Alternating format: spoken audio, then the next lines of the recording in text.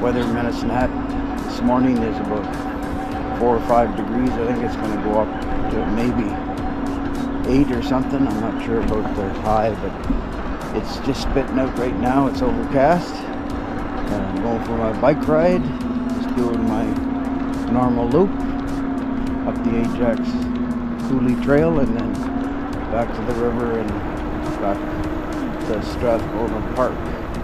Anyway, you guys have a great day and we'll talk to you later. Bye.